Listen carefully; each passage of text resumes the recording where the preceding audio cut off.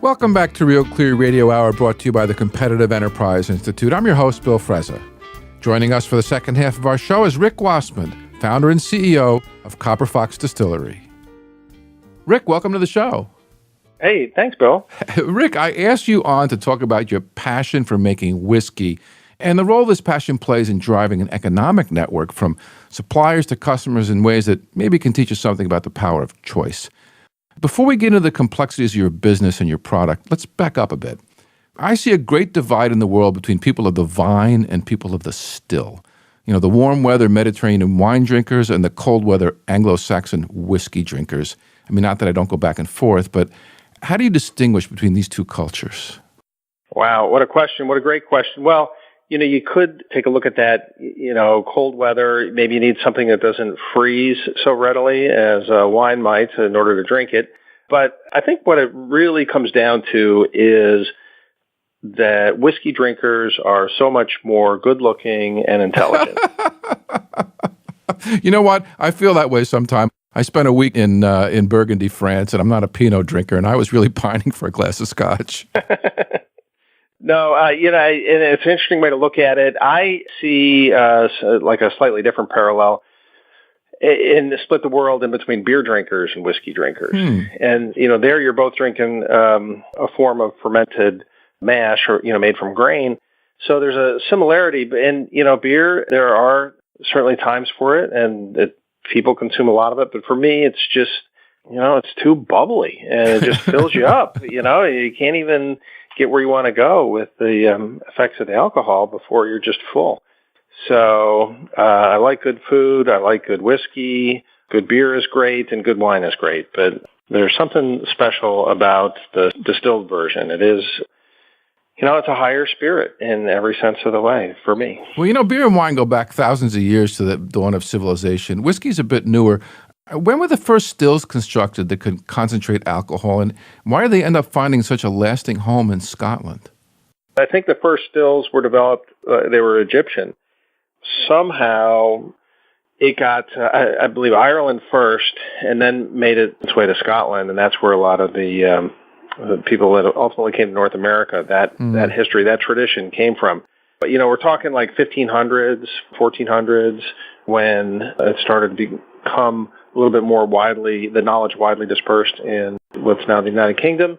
And from there, it's just gotten better, and I think it's going to continue to get better. And that's what, we'll talk about our thing, but, we're trying to advance the art a little bit with what we do. And I know there's a lot of other people doing the same thing.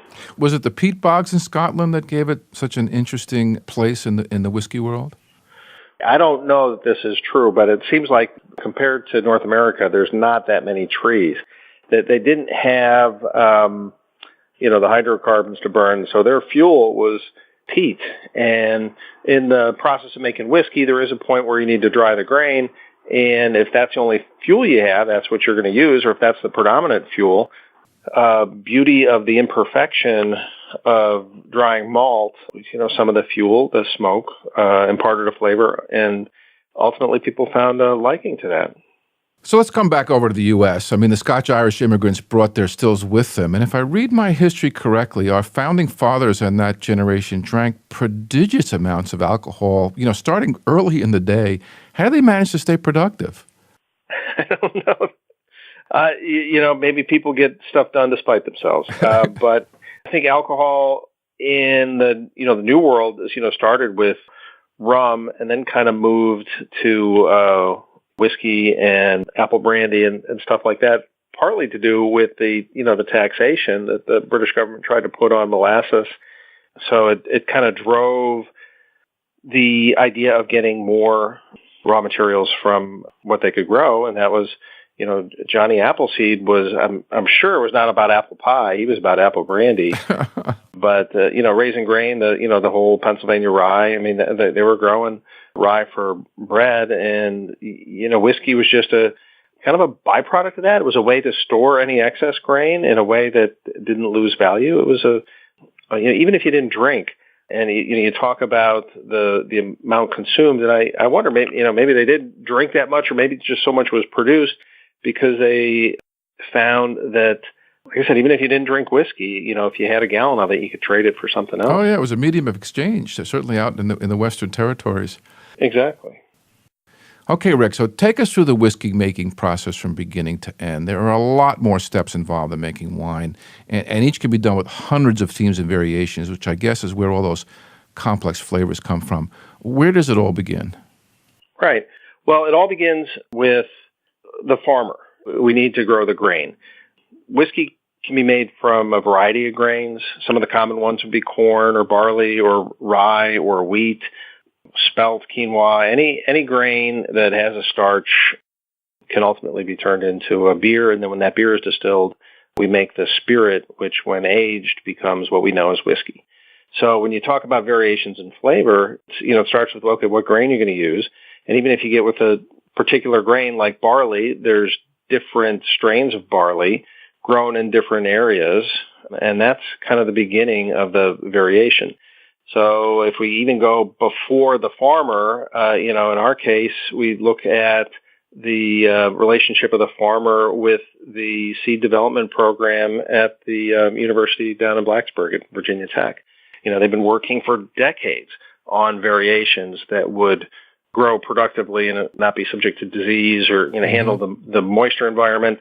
So, you have this whole pre-relationship. So when I say it starts with the farmer, it starts with the people developing the seeds. There's just a ton of work that went into the grain before we even got a hold of it. So once you choose your grain, what's the malting process? How does that work? The malting process is a way to germinate the seed. You don't germinate it. Basically, if you grind it into flour, you have a starchy flour. Yeast doesn't really react with a starchy solution. So the malting process, someone figured out. During the process, there's a natural enzyme in the seed that changes the starch into sugar. And when that enzyme takes effect, there's kind of an optimal point in the germination process where the sugar is maximized, the enzyme is preserved, and that's important. And when you get to that point in the malting process, you want to dry the grain to stop the development to go any further. If the seed naturally developed further, it would go on to produce the green shoot and all that energy, which is now a sugar, the sugar called maltose. That sugar would be used up to form the stalk and the leaves of the plant. But we want to use it to make our spirit. So what's special about the drying? When you're at that point, you can dry it with or without smoke. And if you're going to go with smoke, traditionally it had either been peat smoke or no smoke. That's the first place where we tweaked with tradition, where we said, well, if peat smoke is good, maybe, fruitwood smoke might be an improvement. And so that hadn't been done before. And so we started with different smokes. If you just were going to stay with peat smoke, then, the variations would be, okay, where's the peat harvested? Is there differences in the flavor of the burning peat depending on where it's harvested? And the answer to that is yes. If you go with no smoke, there's a whole level of variation that you can get in flavors with the level of drying or roasting the grain. So you have different grains that can be malted in an infinite variety of ways with how many smokes can be limited to your imagination, but I think some are better than others. Probably applewood is the best in the world, but that's maybe personal opinion. But, this is before we're even making the beer. So the beer is what we do make in order to distill. So the whiskey making process goes from the malting to getting the grain into solution, the sugar into solution, cooling it at a right temperature and a right pH and everything so it's receptive to reacting with the yeast. The yeast is just a beautiful organism that turns sugar into alcohol. And when you have the alcohol and the beer, some people stop there or have that as their end goal, and that's where you drink beer. But for distillers, our end goal is a whiskey, so we make a little bit of a different beer. And then when we distill it, it comes out. It's not whiskey. It's not brown. It's a clear spirit that has a character and a depth and quality all its own. But traditionally, it needs to be aged to be called whiskey. So if I remember my distillery tours, at this point we're up to white lightning, and next you need to put it in a barrel, and therein lies a whole other art. Well, we had choices for the type of barrels. Traditionally, American whiskey is put in new barrels, new charred white oak barrels. And white oak is by far the most common type of wood. I don't know if it's 99.9 or 99.5, but people traditionally use white oak, partly due to its cellular structure, partly due to the vanilla compounds. The flavor that imparts is found a great reception to people. It's used for wine. It's used for whiskey, rum, and other things. But, the cellular structure of the tree also helps. It is more of a closed cellular structure, so it's easier to make a barrel that contains liquid.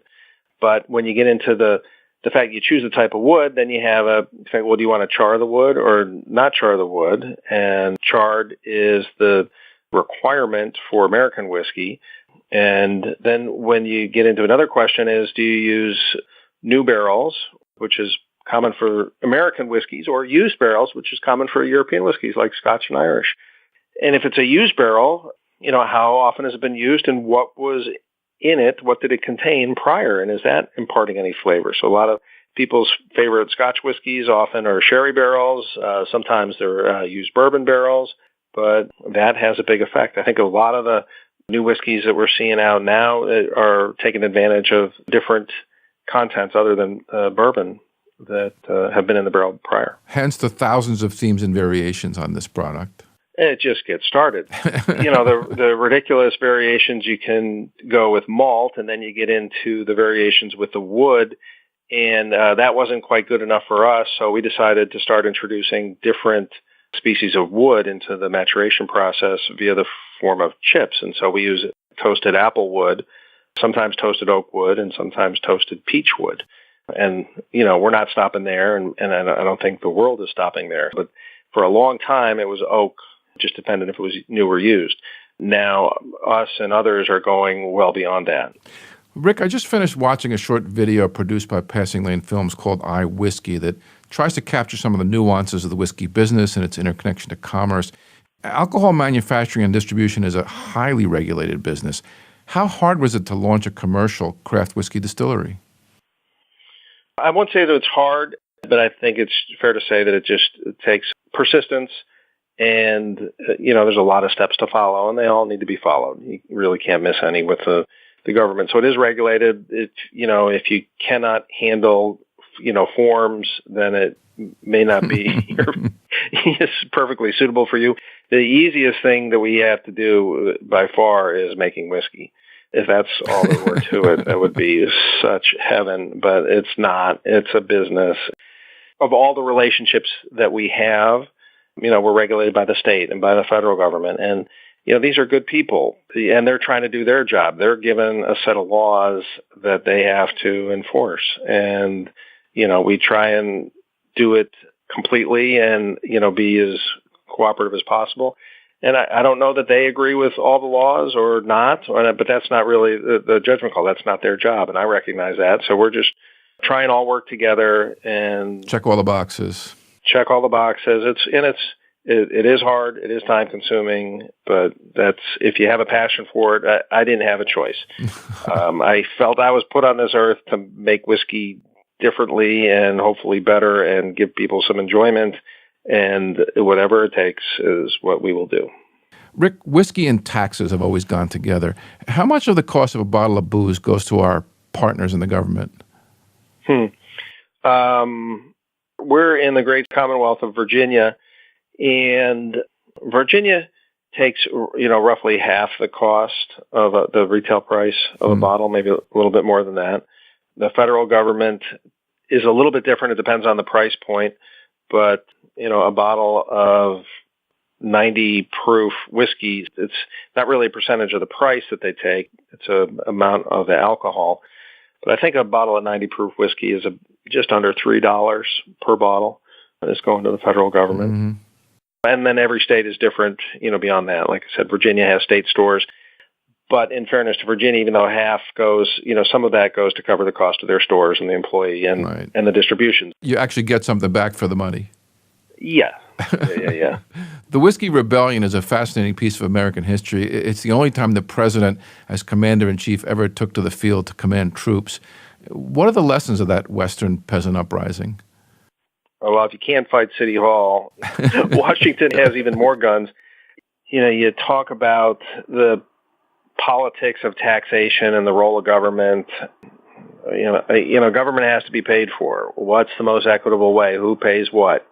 For whatever reason, partly because abuse of alcohol is deemed to be a negative social event. And for that reason, I think having some deterrence in the form of taxation combined with the ability to raise money seemed passable, and the legislation figured that they could sin tax things. Whiskey sure has had a long history of being a good area for people to collect money. Well, after relying on alcohol taxes for a long time, after the passage of the income tax, the government tried experimenting with prohibition. Talk to us a little bit about the speakeasy years. Nobody stopped drinking during Prohibition. It just went underground. What did that do to the nature of the alcohol they were drinking? Prohibition did radically affect the drinking habits. I mean, number one, legitimate producers, were put out of business. I think the quality of spirits, alcohol overall went down. You didn't have any checks or balances. Bathtub gin. Opened the door for all kinds of unsavory business practices. It was a tough time, and it took a long time for the industry to recover. And some would say, in the form of the whiskey business and the choice and what was happening, it probably took 50, 60 years for that to fully recover. Looking over the span of time, how have American tastes in whiskey changed over the years? I've noticed a lot of old cocktail recipes coming back in fashion. I think, we talked about Prohibition and the whole speakeasy era. I mean, there was in retrospect, and of course it was before my time, I was told my grandfather worked in a bar during the time. So I guess they were pouring it, but I didn't get a lot of stories for that. But in any time where you look back, misty colored memories definitely can make the time look more romantic. But the bottom line is a taste, and there are some classic cocktail varieties, some things that maybe took some of the less than perfect spirits that they were able to get and made them more palatable or good. And that's where some of the art of mixology really had a reason to be. So people try and, if the bottom line is taste and these recipes exist and, now people go back and try them and they say, yeah, boy, that's great.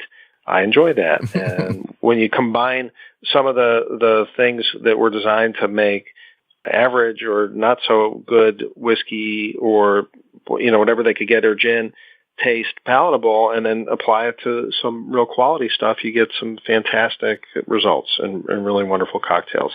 And I think people are enjoying experimenting with what was, and then again taking it to the next level with some new contributions. The premium vodka business seems to have gone through a major fashion cycle, which I find incomprehensible because most vodkas taste the same to me. Was that all marketing hype, or is there really a difference between all those products? Well, I think, by definition, vodka is tasteless. So when you get tasting notes on vodka, I don't understand it either. I've done side by side, and there is some subtle difference in flavors, when you look. But as a producer, there is a fine line. There are subtle little source ingredients. It doesn't matter if the vodka is coming from grain, or if so, what type of grain, or grape, or some combination of grape and grain. So there are little differences, but it's really tough. It's a real fine line. And for those people that are looking for the most refined things, flavor-wise, I give it a maybe. From a marketing and sales standpoint, I think there's an absolute effect. Not like the brand absolute, but there is definitely an effect that people are paying more for something that there's no substantive difference. Well, people like to conspicuously consume prestige brands. But speaking of marketing, I have to confess I'm a Costco man, and I was recently turned on to a Kirkland product, a 12-year-old blended scotch, which is their house brand. I swear it tastes just like Chivas, except it's only $37 for a 1.5 liter handle. How do they do that? Well, they have a much more efficient way to distribute. Marketing is a big cost. It's a big cost to communicate and convince and get people to buy. We have that challenge. We're a small brand, and how do you get that bottle that's on the shelf? And I might know it's the greatest stuff. Maybe you do. Maybe one of our listeners agrees. Okay, it's great juice, great product in the bottle, but how does that communicate and jump off the shelf and into someone's shopping cart and get paid for and taken home and consumed? That gets into the role of marketing and recognition, and there certainly is a cost associated with communicating that to people. So, Rick, as I sit here in my studio contemplating my collection of single malts across the room and really relishing all the opportunities to try different products, I have not yet had the pleasure of sampling something from the Copper Fox Distillery. Hopefully when I'm down your way sometime, we can give that a shot. But project us into the future. What do you see for yourself in the years ahead?